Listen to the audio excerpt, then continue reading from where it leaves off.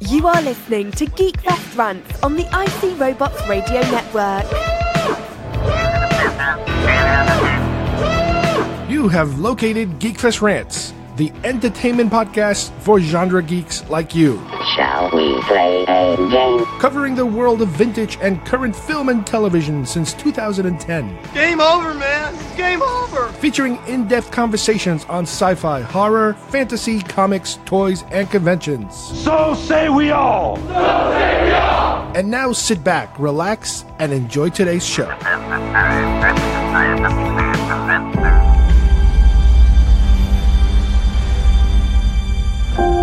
All life is born from chaos. The world doesn't always adhere to logic. Sometimes down is up. And sometimes when you're lost, you're found.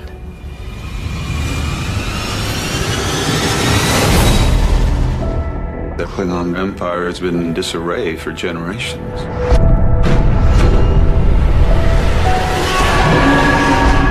We've encountered them. We have been waiting for someone worthy of our attention. Captain, incoming!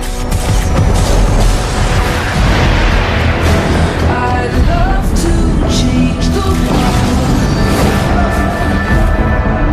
but I don't know what to do. Change is the essential process of all existence, Commander Burnham. Go! You must challenge your preconceptions, or they most certainly will challenge you. So I leave it up to you. What the hell is going on this ship? Run! We are creating a new way to fly.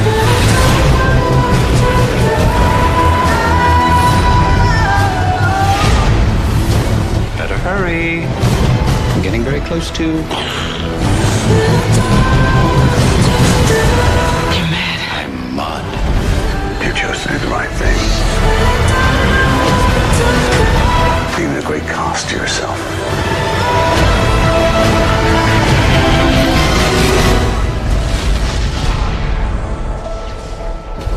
You helped start a war.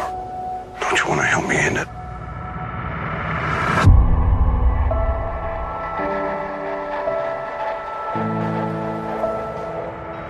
But I don't know what to do.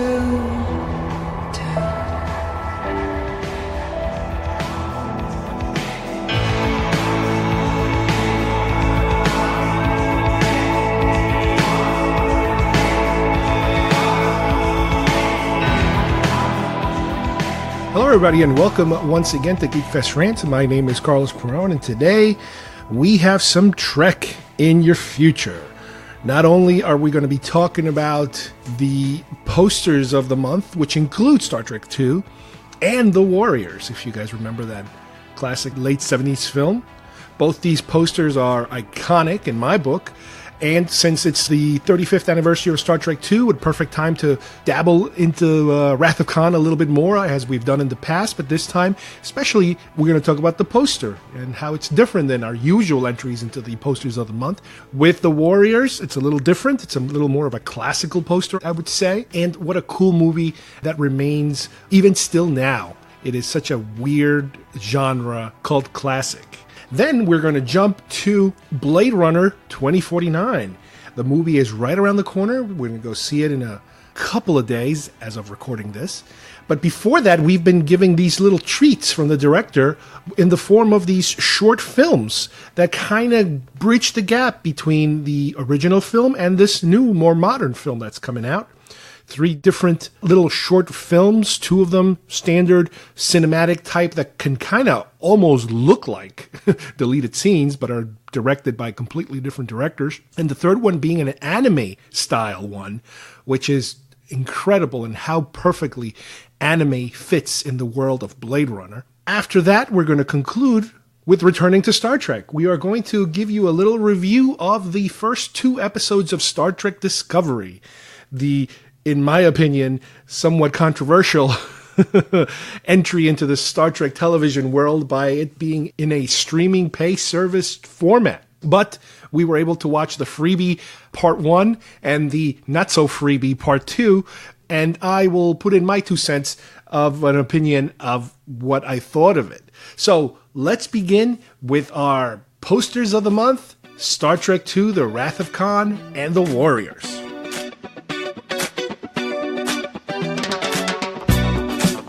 You can collect them all. You are a toy! Batteries not included. Get those wonderful toys. Details on specially marked packages at participating stores. Is that the $6 million man's boss? It's Oscar Goldman. Why do you have that? That's worth a lot of money. That's much more valuable than Steve Austin. Action figures each sold separately. Hi, I'm Chucky, and I'm your friend to the end. Some assembly required. All your favorite Star Wars heroes and villains. I have 3 of each. 1 to display, 1 to open, and 1 just in case.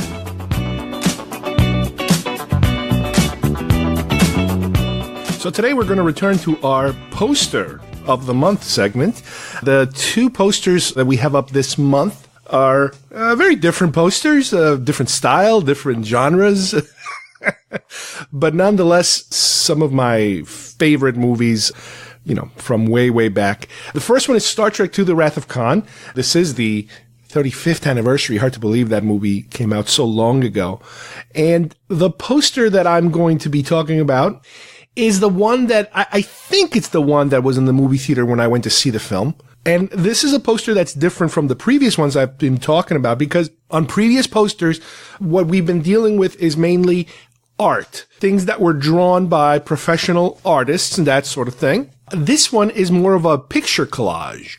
There is a art version of this poster. Not that they replicated the poster by drawing it, but there is a secondary poster that was drawn.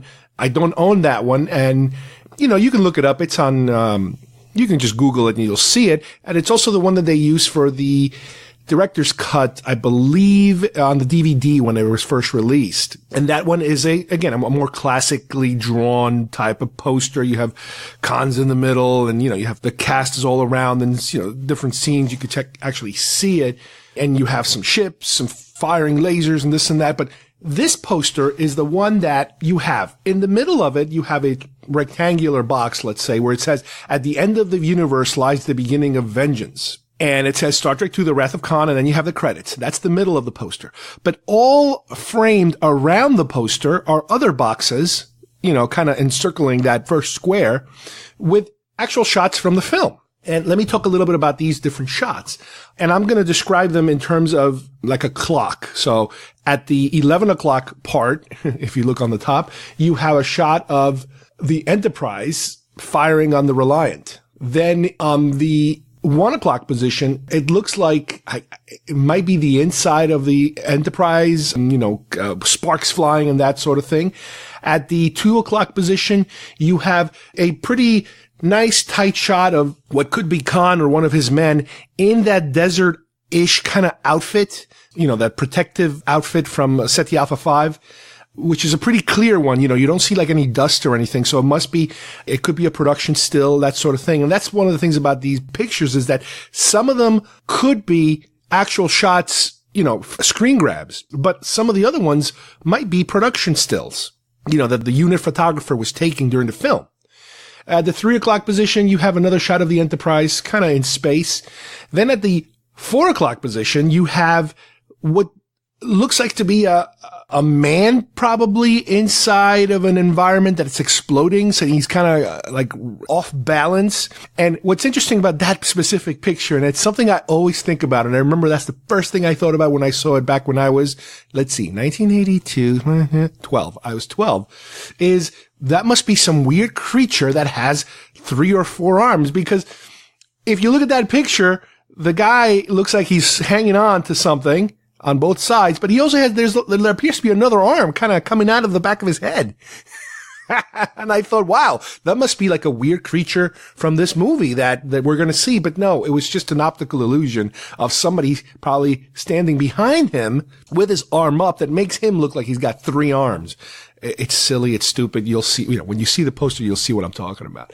Then at the 5 o'clock position, you have what looks like to be probably the Enterprise engineering, exploding, crew members running around, that sort of thing.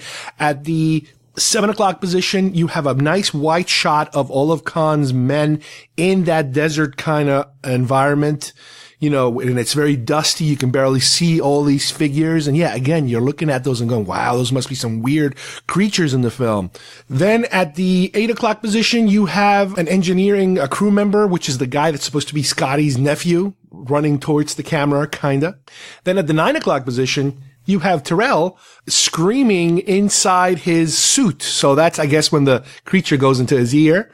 And then at the 10 o'clock position, let's say, you see David leaning over what at the time you don't get a really good look of who he's leaning over because of the angle. It could be anybody, but now we know it's Kirk because he's holding the knife at him, when he encounters him for the first time. Now, the design of the poster, I imagine, based on what I've been reading about other posters and how these things come about, is that they don't want to tell you too much about what the movie is going to reveal. So, for example, you don't have any pictures, or at least any clearly seen pictures, of the Star Trek crew. You do have that shot of Kirk, but you almost don't realize it's Kirk. You don't see Khan. Ricardo Montalban is not, shown in this poster. So maybe that's part of the mystery of this initial first poster, was that the too much reveal poster. And like I said before, the rest of the crew, there are no shots of the rest of the crew. The poster is all action, basically. It's action, action, action. That's the impression I get from seeing this poster. Now, what's interesting about this poster also is something I mentioned on a couple of episodes, way back, I think, is that when I went to see the film, this was the poster in the theater, and inside they were giving out, at the lobby, the theater attendants, they were handing out these free little posters for people to take home. And the one that I have is a version of this poster, but it's done horizontally as opposed to vertically, and it's a smaller version. And I remember that was something that, wow, that's so neat that they give you a little poster to take home with you. I don't want to say they don't do this anymore, because they have been kind of doing something like this lately. I've been seeing it. You go to a movie nowadays, and sometimes, depending on the theater, in the lobby, there'll be like a stack of small size posters, which are basically replicas of the regular poster, but in a small, size. But this is something different. This is something that you got to kind of take home. It folded in half, I remember. And this is also from a time where sometimes at movie theaters, they would sell you a little magazine of the movie you were watching. So, for example, I believe when you were watching like Empire Strikes Back, you could buy the magazine, or Star Trek, you could buy the magazine. This is a time where sometimes you could buy, additional merchandise, at the movie theater. This is something that never happens. It just does not happen anymore. It's just not feasible these days. But, one of the reasons I love this poster, well, obviously it has to do with the movie. Star Trek 2 is the preeminent Star Trek film. It's the one that everybody compares everything else to. And it just happens that yesterday I went to see a anniversary screening of Star Trek 2 in Orlando. I was supposed to see it like a week ago or two in Ocala, because they were having a nighttime anniversary screening. But because of the hurricane, I believe they either canceled it, or I wasn't going to go out there a day before the hurricane hit. So I missed it. And then, I was kind of bummed about it. And then all of a sudden I saw an ad that said, hey, because of the people who missed the screening, we're going to do one in Orlando at Disney Springs, in one of the big AMC theaters down there. So I went down there. So you know what? Let's just do it. I'm not, how many more times am I ever going to get to see this in the big screen? And it was great. It was wonderful. The movie, like they do, I guess, when these anniversary screenings, to give you a little extra bonus, they give you kind of, when I went to see Close Encounters a couple of other weeks ago, they did like a little making of documentary before the movie. And here what they do is they do an interview with Shatner, a new interview, where he reminisces about, the film and that. And it was a nice little, like a 10-minute interview, and they asked him all kinds of questions. And he talks about how some of the things having to do with the film, in which the budget, because of the first film wasn't as successful, and because it was the first film, this time around they they gave them like a quarter of the budget. The budget of the film from the first to second went from like $44 million to $11 million. So they kind of had to, it's the usual do more with less scenario. He also talked about how, it was written into the film that Spock would die here because, he apparently didn't want to continue with the franchise. However, and he said very smartly, he did add a little scene where he kind of touches McCoy and says, remember.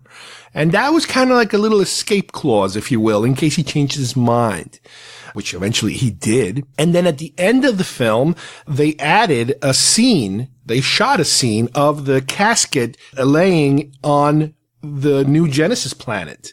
And that was apparently something that was shot afterwards without really, I don't want to say the approval, but Nicholas Meyer wasn't too happy about it. That's something the studio wanted because they wanted to be able to, kind of be able to bring Leonard Nimoy back as Spock, if he changed his mind. Now, whether or not he already had changed his mind by the time the movie was edited, I'm not sure.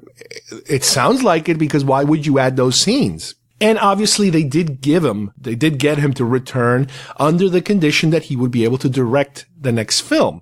And what Shatner was saying was that one of the things about that benefited him was that he had a Favorites Nation contract, meaning that anything that Nimoy would get, Shatner would get, and anything Shatner would get, Nimoy would get. So by Nimoy being able to direct a film, automatically Shatner would have that same opportunity.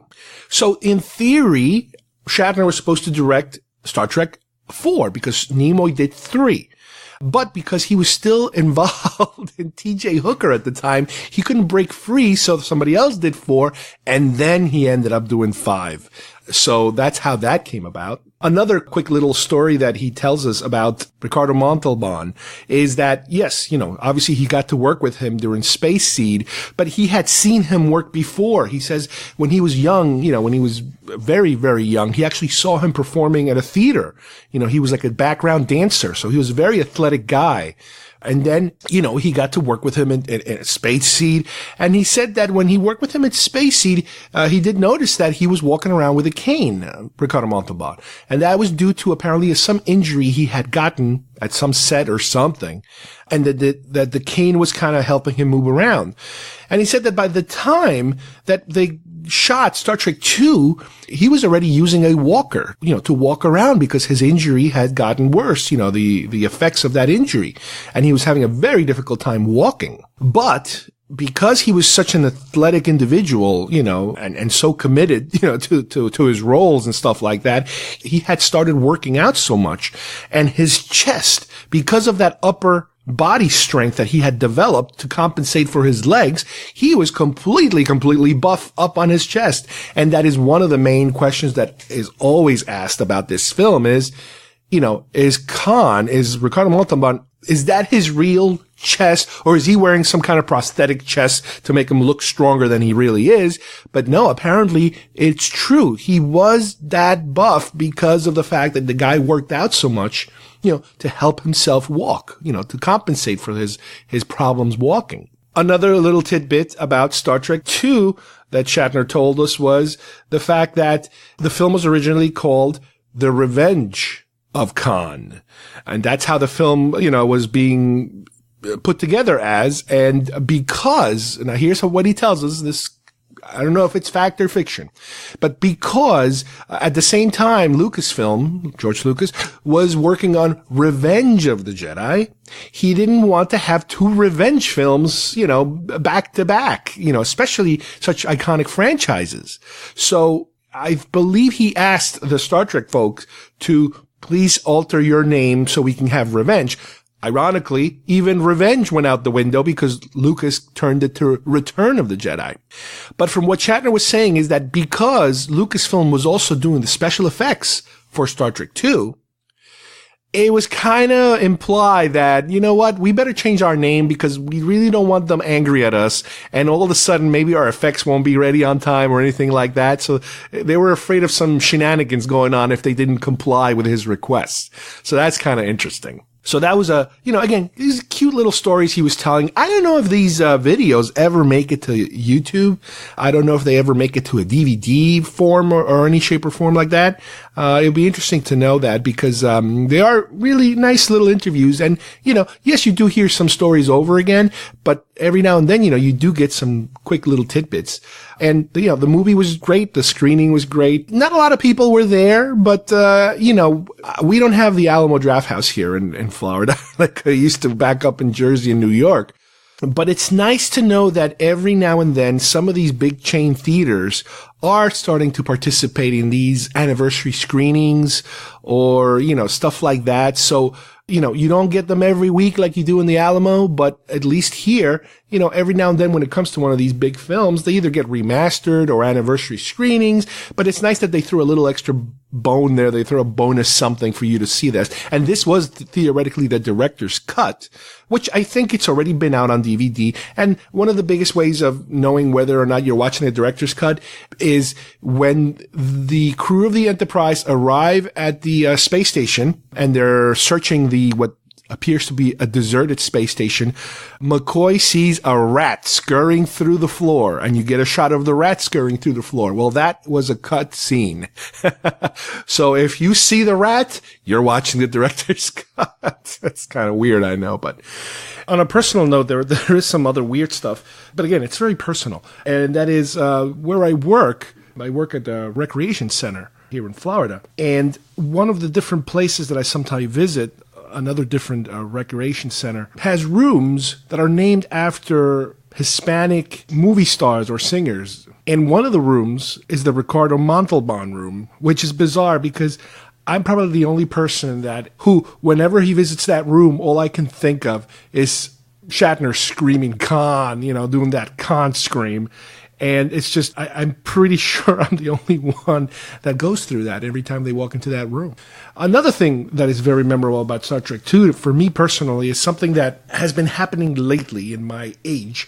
I am 47 years old, and I've never, throughout my younger life, wore glasses.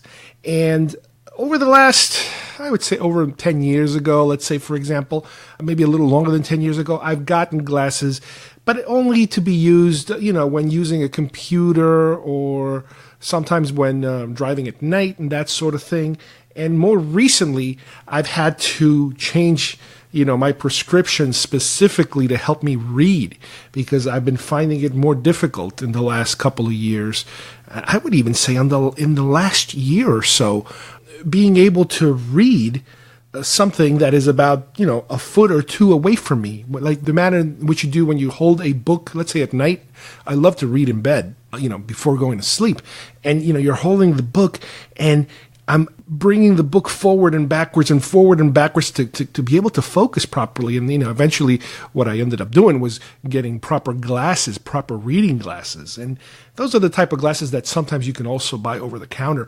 Well, in Star Trek II, I've always found that those scenes of Kirk having to wear glasses for the first time and how awkward he handles them because he's not used to them and how cumbersome and how annoying they are and how it kind of reflects on the theme of aging in this movie. There's a lot about him being older in this movie, and it somehow strikes me very personally that awkward and anger and just, unusual feelings of having to all of a sudden have to make these adjustments to be able to do something you normally would do without even thinking about it.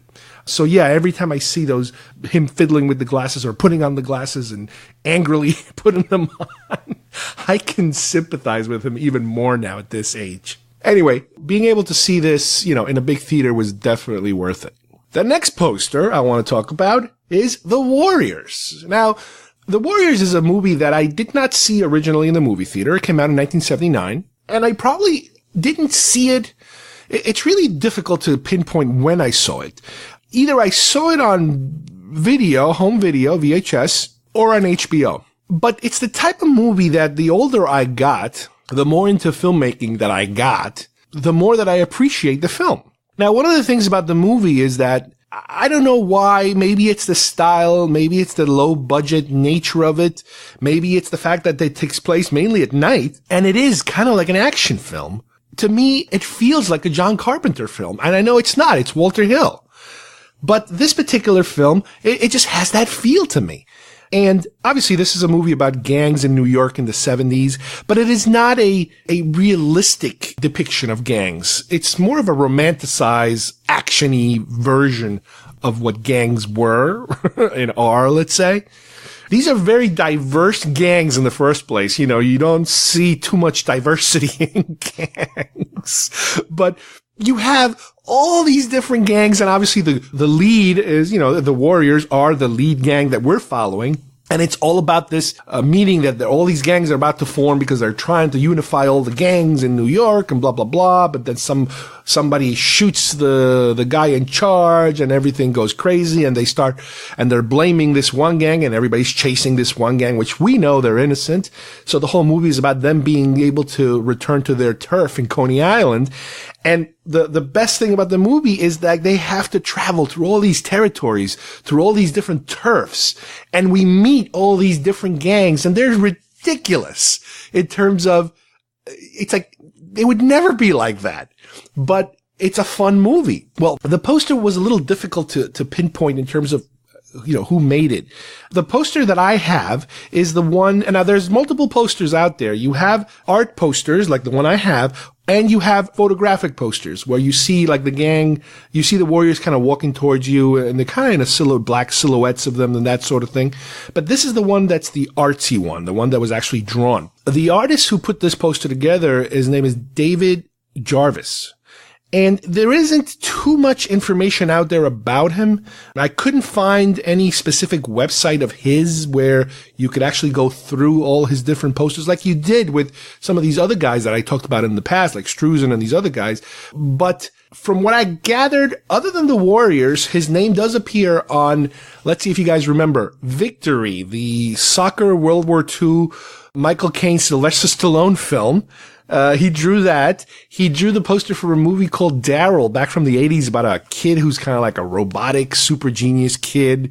Action, really bad movie. He's done album covers in the 70s. He's done TV guide covers in the 70s. You know, this is a guy who did a lot of work, but probably not as prolific in terms of movie posters, you know, as some of these other heavy hitters. And it's also just like anything else. It's like you can make a great career. You can make a lot of money, you know, from drawing some movie posters, but it also helps to draw a poster to a hit. You know, if you're constantly drawing posters for bombs, you know, you're kind of labeled, you know, a different tier of, you know, movie poster kind of guy, I guess. But this is a really cool poster. Obviously, the picture that you see there doesn't exist in the movie, but the picture that you have in this poster is you get like one or two of all the different type of gang members kind of lined up in, it must be Central Park, because I think that's where the meeting was supposed to take place. And you have, you know, Michael Beck is in the front.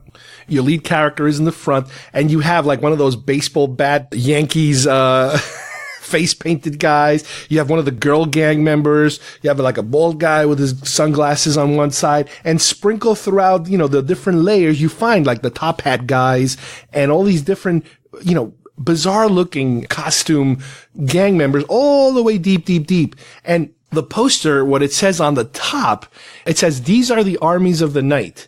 They are 100,000 strong. They outnumber the cops 5-1. They could run New York City. Tonight, they're all out to get the Warriors." Okay, so now you kind of understand the plot of the movie. Now, what's interesting is that I was reading somewhere here that particular poster, I think, or at least that particular banner, at some point they had to pull it because they were afraid of gang violence. This is something that happens sometimes, and it's happened before, where you have a movie that deals with gang violence, let's say, and gang members start to freak out over it, and there is some violence associated with it, where, you know, the wrong people go to see it and start acting up. Well, apparently this happened during this movie, where some jackass got into a fight with somebody else. Somebody might have gotten hurt. Somebody might have gotten killed. I'm not entirely sure. But, you know, the movie kind of got a little bit of a bad reputation. And the studio really wasn't that crazy about the movie. You know, it was just another low budget movie for them, you know, whatever. So they kind of didn't back the movie too much, but there was some controversy attached to it. The movie apparently, you know, it made decent business, but it wasn't a critical hit at all. You know, the critics were not, and to tell you the truth, you know, you listen to the dialogue, and the dialogue, it is a little silly. Everybody kind of takes themselves a little too serious. But you have to realize the movie is not very realistic. It's a different portrayal of these type of gangs. This isn't Serpico. This isn't 70s, this isn't French Connection.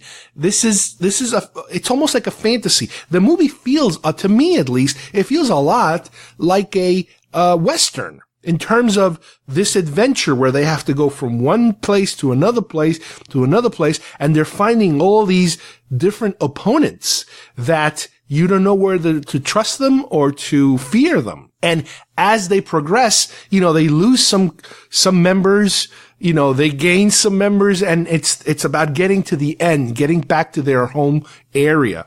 Again, it's not 100%. Don't take this movie literally when you watch it. It's different and it's good. There's something about it, like I mentioned earlier. It has this feel, I can only describe it as a John Carpenter feel. It was low budget. It was shot at night. So you do get a lot of that. And just to see all these different gangs, and you're writing this line where it could cross over into being completely silly. And sometimes the more you think about it, the sillier it is. But it's definitely worth taking a look at. And this particular poster, like I said, the artist, I was not aware of his name before. I had to do some research, and it was a little difficult to kind of dig up information about him. But to me, this is the poster. This is the poster because you have all those characters there, and it just screams 70s, that poster.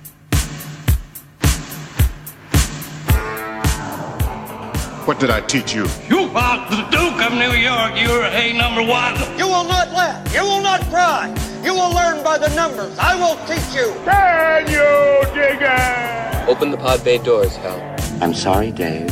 I'm afraid I can't do that. That spawn of Satan. Oh, really? The Force will be with you, always.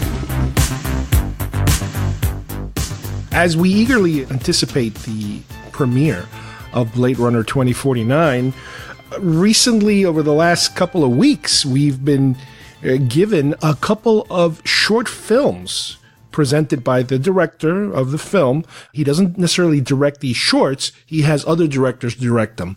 But the shorts are supposed to help us understand a little bit of what's been happening in between films.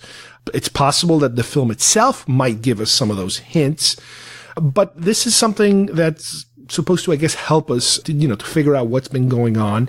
And it's part of, obviously, I guess you could call it the viral marketing of the film. These type of things don't just come out of nowhere. This is similar, I believe, to how we had the Last Supper short come out before Alien Covenant came out. And with this, we got 3 little films, somewhat different.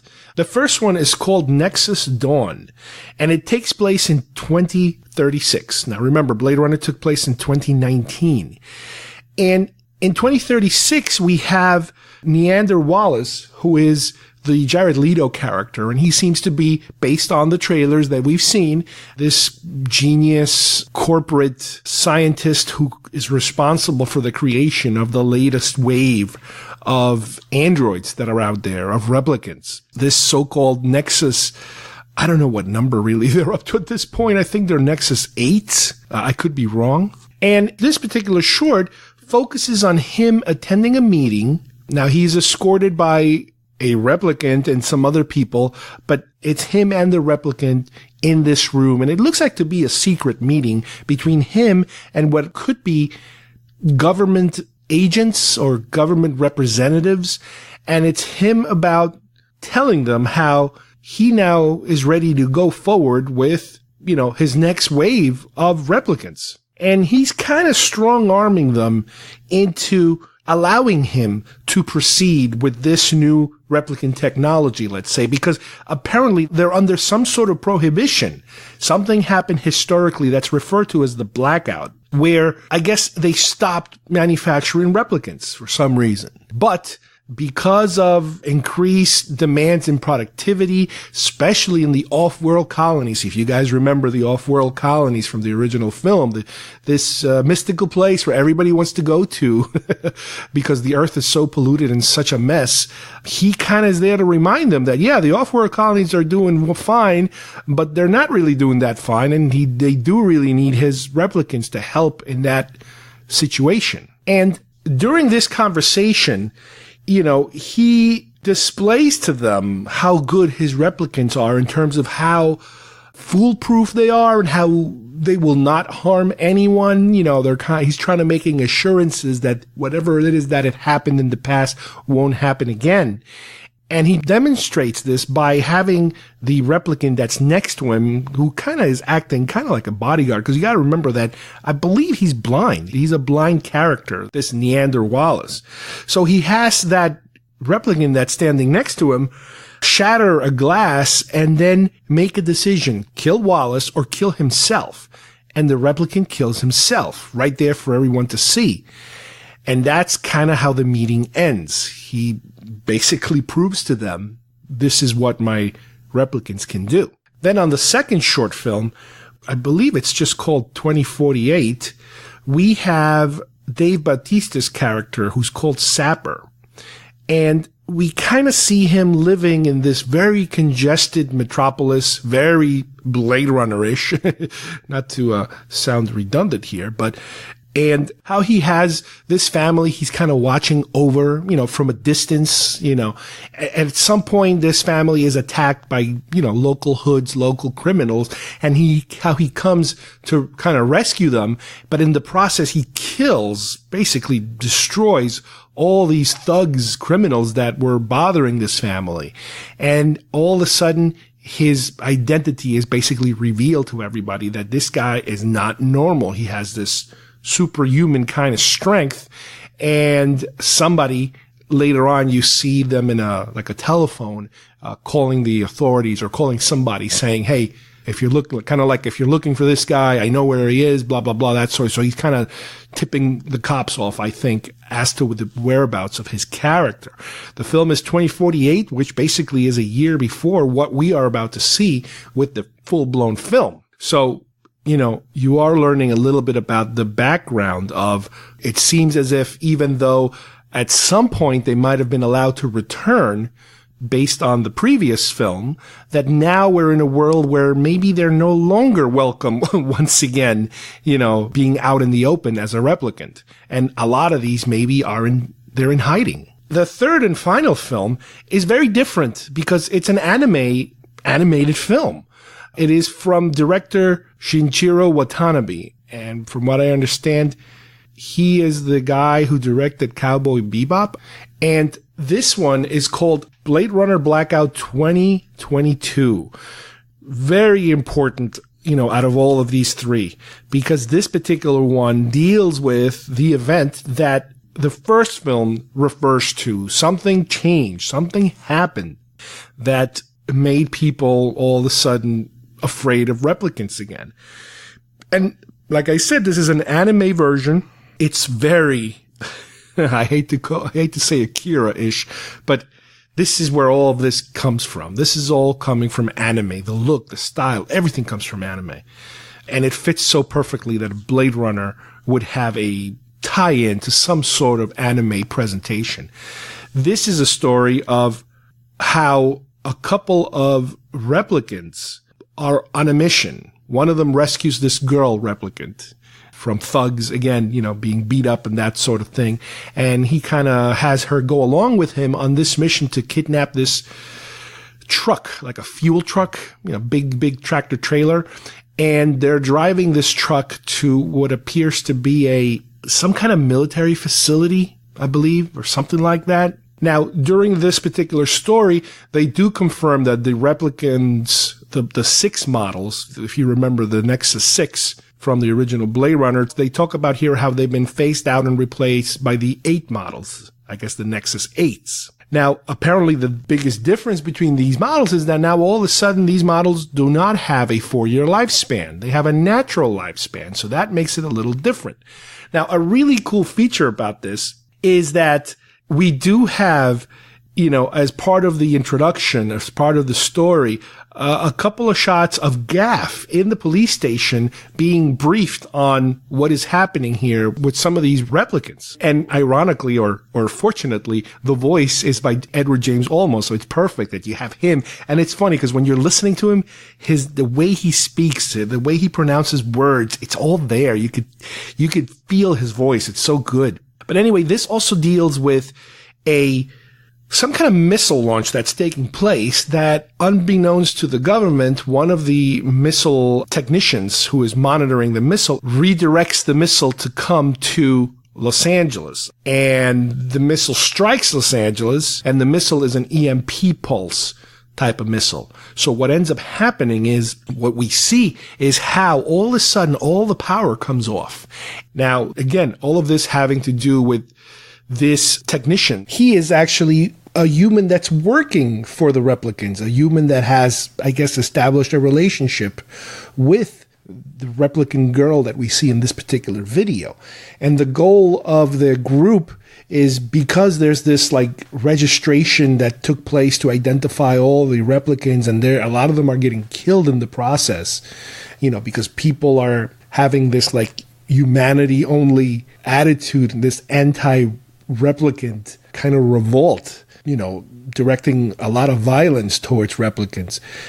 Their goal is to not only set off this EMP pulse to be able to wipe out a lot of the electronic data, but they're also talking about how there are other cells of replicants all over, also at the same time as this EMP is going to go off, destroying databases, locations where they're storing a lot of databases about identities of replicants, where all these registrations are kept. This way, they cannot be found, the ones that are out there and killed. And the missile is an EMP pulse type of missile. So what ends up happening is, what we see is how all of a sudden all the power comes off, and the lights come out, and all these police spinners and all types of other flying vehicles start crashing down all over the city. The blimp, the off-world blimp, that crashes into a building, and you have this massive catastrophic power failure stemming from these replicants who are, rebelling, I guess. So here we have a nice little 3 short film trilogy that helps us prepare for it. Granted, do you really need it? Probably not, but hell, it's good. It's fun. And it does set you up on the path of what could be this potentially very good film. Reviews so far have been kind of good, and I'm almost afraid to be over optimistic about it, because this is one of those films that I'm really hoping, for it to be good. I like this new director that they're using, Denis Villeneuve. I wish I could pronounce his name properly. He did The Arrival, and he did Prisoners. 2 very different movies, but very good. And I can guarantee that as soon as we get our hands on this movie and we can watch it, you guys will have our review. Television is not the truth. Television is an amusement park. Television is a circus, a carnival, a traveling troupe of acrobats, storytellers, dancers, singers, jugglers, sideshow freaks, lion tamers, and football players. We're in the boredom-killing business. I want to briefly talk about the new Star Trek show, Star Trek Discovery. As we've been kind of mentioning it in the past, as we knew it was coming, one of the biggest aspects of the show that we were concerned about, I was talking to Kyle about it, and that is the fact that the show is being released in a pay service format as CBS tries to, open up new grounds in the streaming service wars, I guess. It's funny. First you had broadcastings fighting amongst themselves, and then you had cable fighting with cable and with broadcasters. And now you have streaming services fighting. It's amazing how the industry, changes. Well, you have the big boys out there. You have the Netflix and the Amazon Primes and the Hulus. And now there's a wave of new ones coming little by little. And one of them is CBS. They have their own service now. And as their flagship show, no pun intended, Star Trek Discovery is the one that is supposed to hopefully, help them get on the map. Well, my problem has been the same problem that I've had for a while now, I already have Netflix. I already have Amazon. I'm not going to tack on any, well, let me rephrase that. I am not going to pay for any additional services because it's just insane. You're already paying for a cable bill. You're already paying for Netflix and Amazon. It's just insane. You cannot go that crazy with all these services. So knowing that there are means and ways of getting media, I was able to watch not only the first episode, which was the one that they aired for free, obviously on CBS, regular, broadcast CBS, and then the second episode, which was really a two-parter. It's a continuation of the first episode that they put on their streaming service as their first streamable show, which I think it was a bad idea as far as the marketing. I mean, you could say that, there's a cliffhanger in the middle of part one. Of course, there's a cliffhanger in the middle of part one, but I think you could have, this is a very rough area they're approaching, asking people to pay for this. And I think they should have made it a little simpler in terms of do the entire two-parter for free. Air that. Heck, air it as a 2-hour special. I mean, what the hell? Who knows? I'm sure there are more smarter people than myself with marketing degrees that know how to do this. And that there is a strategy behind it. Okay, whatever. The point is that I got to watch both parts. And this is to me, it's like my theory on toys. And that is, you've heard me say this many times, when all of a sudden a new toy fair comes up and a whole line of toys appear, and sometimes I'm not impressed. And by not being impressed, I don't have to worry about having to chase these figures down or these toys or whatever. There is an upside to disappointment. Wow, they should turn that into a bumper sticker. On the other hand, when they do announce a whole bunch of good, toys that are coming, you're happy because, wow, this looks really good. They look really nice. And the bad side is now I gotta find them. Now I gotta pay and find these things, which is a whole other world of problems. Well, this is kind of the situation we were on here. The fact that Paramount kind of switched gears with the movies and said, all right, you know what? Let's cool off with the movies and let's do a little bit of television now. Kind of disappointed me because, I kind of was enjoying the movies. I like what they've done so far. And I was looking forward for them to continue, but I guess they want to take a break and they want to go in the television route. Now, the television route is a little dicey, scary route because you can almost never satisfy the fans.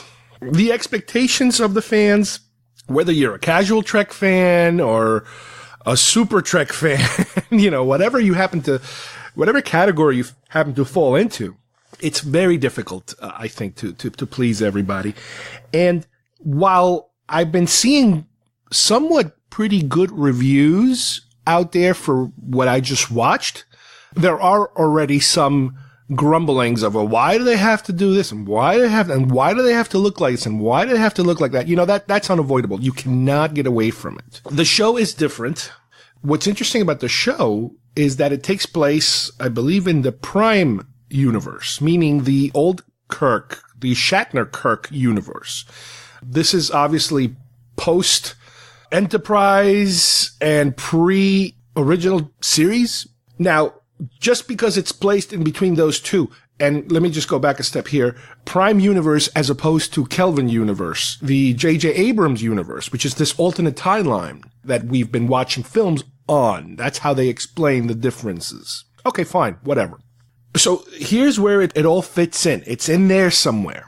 Off the bat, without even getting to the story, the show looks super, super slick. And the slickness of the show is something that's always going to be a problem because of the continuity. And this is the problem that they had with Enterprise. Enterprise was another show that took place, before the original series, but a lot of Enterprise looked very modern.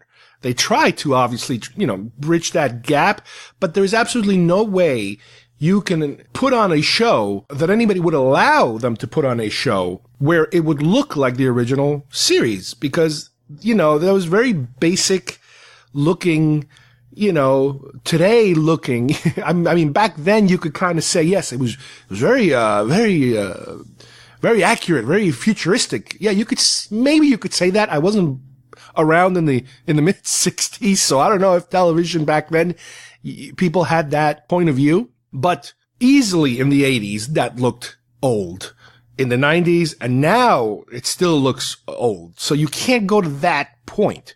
So I think what they did, and you can't avoid it, it's impossible to avoid it, they had to make it a modern looking setting, a technology, similar to what they did with the last set of films. And I see that. I kind of see that. Now, granted, the look of things look very modern. The functionality of things, they are trying very hard, I think, to fit it in so that certain technology doesn't fully exist yet. So that's kind of how they work that around. With that said, like I was just saying, it looks super slick. It looks slick. The consoles look slick. The weapons look slick. The ships look, man, they look nice. And the space, the rendering of space and ships and planets, it looks fantastic. The story itself is basically a captain and her number one, Michael. They're just coming back from a prime directive kind of mission where they're trying to help this race to get their water back before the planet dries out or something. They just avoided a asteroid collision, so they're kind of being rescued back out before they can be found and blah, blah, blah. And that's how you get them. That's how we're being slowly introduced to all the characters.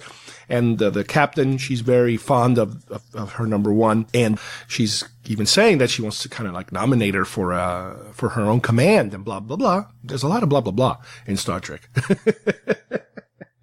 So while all this is happening, we also start to meet the Klingons. And this is a situation where these Klingons apparently they've been fractured. All their houses are fractured and they're not very cohesive.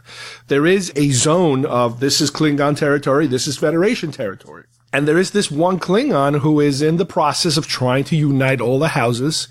And he needs to do it in a way that they will all agree to do it. And the best way that he knows how to do it is to come up with some kind of war to unite them all. And he basically manufactures a war or the conditions for a war against the Federation. So as they prepare this plan, we're back with our regular ship full of people. As they're investigating I think like a damaged communications array or something like that, a satellite, the ship they're on, the Zhenzhou, they noticed something in the distance, something far they can't get to, and they're too far away from it in the asteroid field. They can't get to it. So Michael volunteers to put on like an EVA suit and fly out there to see what that thing is. We also start to learn more about Michael, and Michael she's human, but she apparently has been raised by Vulcans, specifically Saavik. The Saavik that we know from all the other television shows and films and everything. Now, when she gets there, she realizes that it's a Klingon vessel, and a Klingon comes out and attacks her, and she pushes him away or something, and in the process kills him. And that is what the Klingons are using as the excuse, or at least the leader is trying to manipulate that event so that, here we go, let's do it, let's unite the houses and let's attack the Federation again. And once they realize what just happened, all of a sudden, an entire fleet appears of Klingons because he does convince all the other houses against the wishes of the regular Klingon, let's say high command, he talks them into doing it. He talks the rest of them into uniting and staging some kind of a front against the Federation. So at this point, Michael suggests, or strongly suggests, what we have to do is we have to fire on the Klingons because that's the only way they understand. It is not from a aggressive perspective, but from what she learned from the Vulcans, is that the Klingons, they're a different race. They understand a different way it's almost a different way of communicating. And to them, strength is communication. So by taking the initiative, by firing the first shot, it could help them in indicating their posture, their superior posture. But the captain doesn't want to do it. and she incapacitates the captain. She does the Vulcan neck pinch on her and goes to the bridge and starts to order people around to kind of do what she wants them to do. And then the captain shows up, places her under arrest. And like I said, that entire fleet shows up and now they're in trouble. Cut to part 2. Things are getting more tense. The Klingon, the 24 houses, they're all in a complete war posture. They're ready to go. The captain offers to, peacefully negotiate their way out of this incident, and the Klingons will not have it. And then all of the Federation reinforcements show up. Another huge amount of ships, all different shapes. I love that scene. I love seeing all these different Constitution type and other types of, Federation vessels. And even the admiral that arrives to help also communicates with the Klingons to try to break it all off. Doesn't work. His ship gets torn to pieces, and it's a free-for-all. At that point, everybody's firing on everybody. The Federation is slowly getting decimated to the point where the main ship is damaged. They're kind of floating out there in space. The Klingons they kind of stop firing on everyone. They're collecting their dead as part of their ritual. And Michael is still in the brig, and she kind of talks her way into the computer to rationalize her being released because of the fact that the ship's about to be destroyed. So she is able to get out of the brig, which has been shrunken quite a bit because there's so many chunks of the ship missing that her force field is only encompassing a very small part of her cell. So she's back with the captain and she's trying to figure out, how do we get out of this mess? And one idea is to obviously blow up the lead ship. But Michael says that, again, this is all based on her Vulcan upbringing, that by killing the main person, you turn that person into a martyr, and that will even unify them even more in terms of how devoted they are going to be to this particular incident and wanting to continue it. So the secondary plan is, well, if we capture the leader, we can then, throw him in jail and use it as an embarrassment to the Klingon Empire, which is something that they might react to a little better. So that's kind of like the plan they go with, but they still they sneak away a bomb, I believe, into one of the dead soldiers, and then the soldiers is taken up into the ship. Part of the ship explodes. They're in chaos over there. So they then transport to the ship, and it's the captain and Michael, and they're looking for the main guy, and they're fighting with some of the other crew members in the Klingon ship. And the captain is killed, and Michael shoots the lead Klingon. So now she just killed the guy that she's supposed to get the hell out of there as a prisoner. So she inadvertently created this situation now because she's doing exactly what she was afraid that could be done, and that is turn this guy into a martyr. She wanted to even take the body out so they couldn't even have the body, because that's very symbolic for them, to have the body of the martyr, that kind of thing. But she couldn't do it. But by the time she got beamed out, only live, what they were saying is that we can only beam a living signal. And she was not the living signal. So Michael was the only one that was able to beam out of the ship. Now, as a result of that, we see Michael all of a sudden in some kind of a tribunal being sentenced for mutiny, which is what happened earlier in the other episode, and she's being sent somewhere, I guess, to serve her sentence. Obviously, we know that's not the end of things. Well, let's talk about the characters. There's the captain of the ship, which I kind of had a feeling they were going to go in that direction because I know that there's other lead actors. She wasn't going to be around too long. The captain is played by Michelle Yeoh, who's done all those Flying Dragon, Hidden Tiger, Climbing Panda Bear, and all those martial arts films. She's a superstar in China. She plays the captain of the ship. Michael is played by Sonequa Martin Green, who we had just seen in Walking Dead. She was she exited the show in order to do this. So she's pretty good. She does have that Vulcan thing. There's a scene in the show where while she's in the brig, she is in contact with Sarek through some kind of telepathic connection that they have, this is new. I've never seen something like this before. And there is a background having to do with her being adopted, I think, as a result of a Klingon attack on some kind of an outpost. And that's how he adopts her, more or less. I don't know if you can call it an adoption. There's a lot of secondary characters that might or might not make it to the regular series. In other words, this was kind of like a pilot, if you will. So I'm pretty sure this is one alien character who's played by Doug Jones named Saru. Again, I can't really describe it. He's very tall, taller than most people, kind of skinny, with a very alien design head. And I have a feeling that he will be part of the actual show itself once we get our main character, who is Michael, into the next situation that she's into. There are a couple of background characters here or there that are interesting, kind of aliens, humans, that kind of robotic ones also, there's a combination. But this was obviously, because this was kind of like a pilot, it was kind of set up to just set the story up.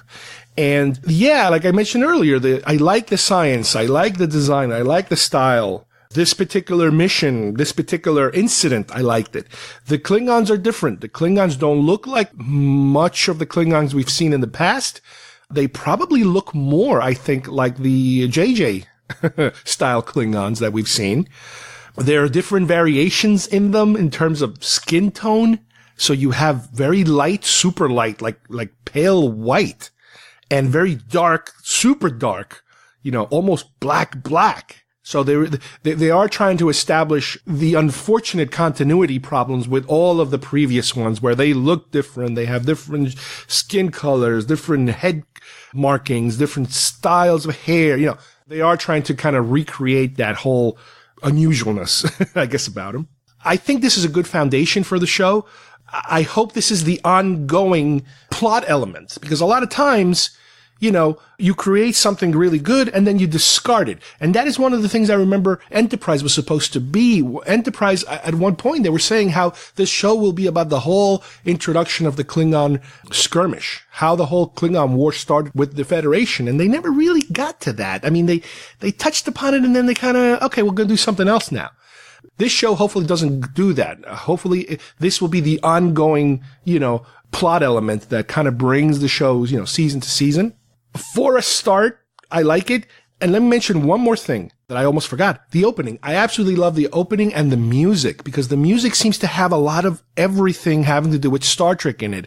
I caught bits and pieces of very modern Abrams style music and the old one. Even in the sound effects inside the ship, you hear some of those old machines and beeps and bleeps and all that little sounds. You hear it in there, and I love it. I love hearing all that stuff. So overall, I'm very satisfied with the show. I am going to follow it in whatever manner I can get my hands on it.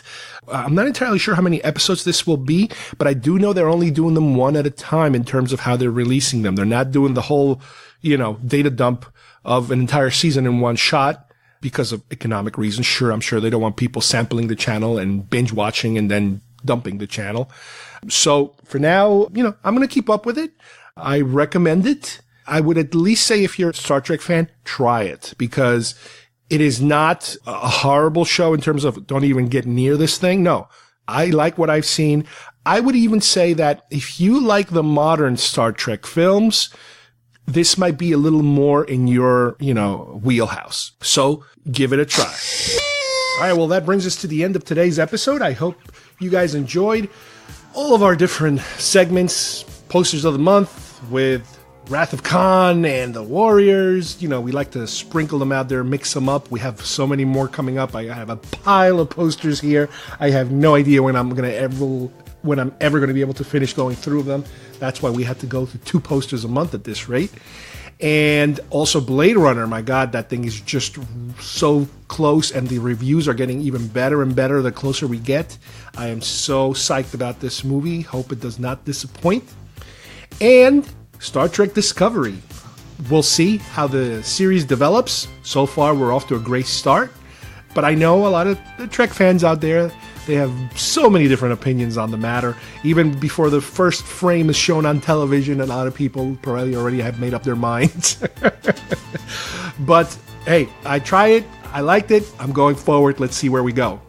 So on behalf of everybody here, we'll see you next week here at GeekFest Rants. Bye-bye, everybody.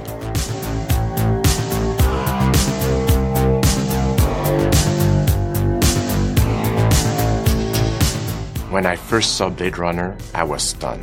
Ridley Scott's vision struck so many chords. I could immediately recognize its impact on the entire cinematic world. Now, I have been given the amazing opportunity to continue this story and direct Blade Runner 2049, which picks up 30 years after the first film. So with that in mind, I decided to ask a couple of artists that I respect to create 3 short stories that dramatize some key events that occurred after 2019, when the first Blade Runner takes place, but before 2049, when my new Blade Runner story begins. My friend Luke Scott has directed this short film you're about to see. I hope you enjoyed this special glimpse into the world of Blade Runner 2036. All our memory bearings from the time are all damaged in the blackout. But there are sometimes fragments.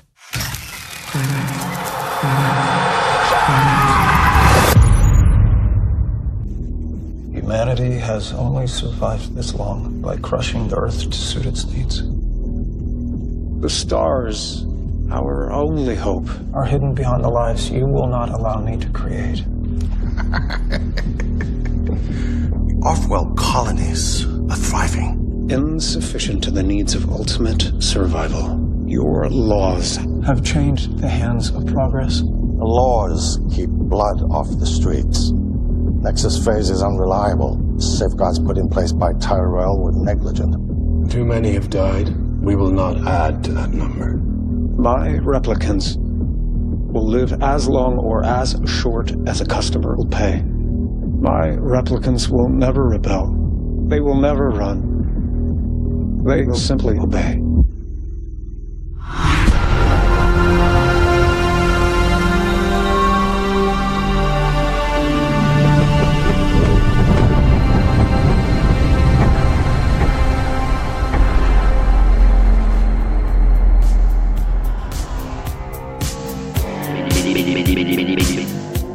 If you would like to subscribe to our show, send us messages, or see video links to some of the topics we talked about today, please visit our homepage at GeekFestRants.com or our YouTube channel, Facebook page, or iTunes at GeekFest Rants.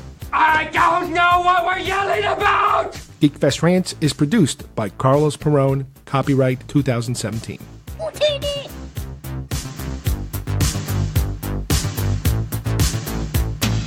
This broadcast is part of the IC Robots Radio Network. Visit icrobots.com for this and many other nerd/nostalgia related podcasts. You won't be sorry for long.